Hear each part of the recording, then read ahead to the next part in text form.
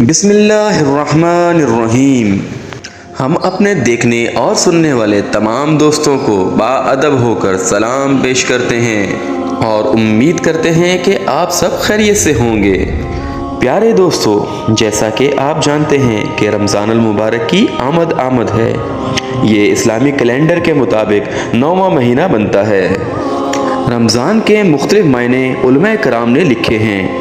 ایک تو یہ کہ بھوک اور پیاس کو برداشت کرنا، دوسرا جلا دینا، مٹا دینا یا فنا کر دینا، اور تیسرا معنی اللہ کو راضی کرنا، خوش کرنا، بہت زیادہ ذکر و اذکار کر کے۔ بہرحال آپ ان میں سے کوئی بھی معنی لے سکتے ہیں۔ رمضان اللہ کو خوش کرنے کا مہینہ ہے، رمضان نیکی کرنے کا مہینہ ہے، رمضان بھوک اور پیاس کو برداشت کرنے کا مہینہ ہے۔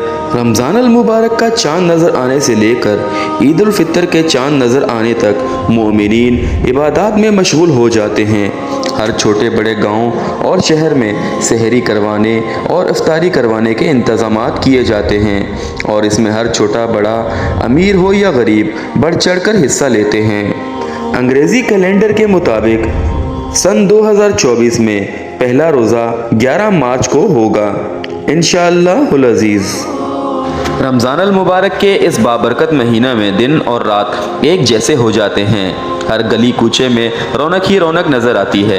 ایک حدیث مبارکہ میں پیارے آقا سرور کون و مکان محمد مصطفیٰ صلی اللہ علیہ وآلہ وسلم نے ارشاد فرمایا کہ اگر لوگوں کو پتہ چل جائے کہ رمضان کریم میں کیا ہے تو وہ لوگ آرزو کریں کہ پورا سال ہی رمضان ہو۔ اتنی رحمتیں اور برکتیں اس مہینہ کے دامن میں رکھی گئی ہیں۔ اسی طرح ایک آیت کریمہ میں ارشاد باری تعالیٰ ہے کہ اے ایمان والو، تم لوگوں پر روزے فرض کیے گئے ہیں جیسا کہ تم سے پہلے لوگوں پر فرض کیے گئے تھے۔ پیارے دوستو، روزے فرض کیوں کیے گئے؟ اس لیے کہ تم متقی اور پرہیزگار بن جاؤ۔ رمضان المبارک کے 3 عشرے ہیں۔ پہلا عشرہ رحمت، دوسرا عشرہ مغفرت اور تیسرا عشرہ نجات ہے۔ پیارے دوستو، اس مبارک مہینے میں ایک رات ایسی بھی ہے جس کی فضیلت اس کی ایک رات کی عبادت 1000 مہینوں کی عبادات سے بہتر ہے، جسے لیلۃ القدر کی رات کہا جاتا ہے۔ یہ رات آخری عشرہ کی طاق راتوں میں ملتی ہے۔ اس کے علاوہ آخری عشرہ میں لوگ اعتکاف میں بھی بیٹھتے ہیں۔ 20 رمضان کو غروب آفتاب سے لے کر عید الفطر کا چاند نظر آنے تک وہ مسجد میں اعتکاف کرتے ہیں۔ اعتکاف کے دوران فرضی عبادات کے ساتھ نفلی عبادات بھی کرتے ہیں اور اللہ کا قرب حاصل کرتے ہیں۔ پیارے ساتھیوں، رمضان کا مطلب صرف کھانے پینے کی چیزوں کو ترک کرنا ہی نہیں، بلکہ یہ انتہائی عقیدت اور عبادات کا بھی حامل ہے۔ مسلمان اضافی نمازوں میں مشغول ہوتے ہیں، قرآن پاک کی تلاوت کرتے ہیں اور ماضی کی غلطیوں کی معافی طلب کرتے ہیں۔ اس مبارک مہینہ میں عشاء کی نماز کے ساتھ نماز تراویح بھی ادا کی جاتی ہے۔ مساجد اور گھروں میں خصوصی انتظام کیا جاتا ہے۔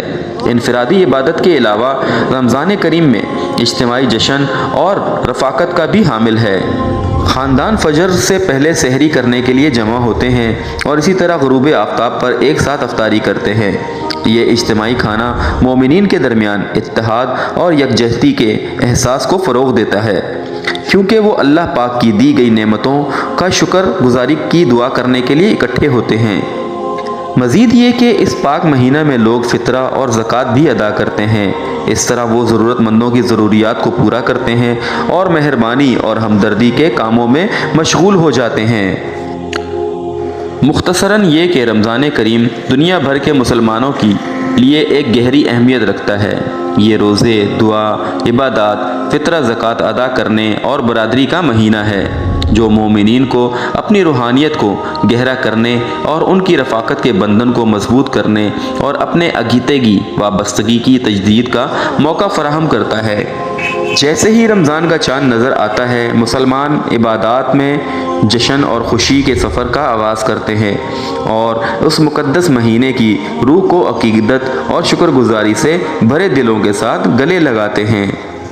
آخر میں اللہ پاک سے دعا ہے کہ اللہ پاک ہمارے ملک اور تمام عالم اسلام پر اپنا خصوصی رحم و کرم اور فضل عطا فرمائے، خصوصاً فلسطین کے مسلمانوں پر۔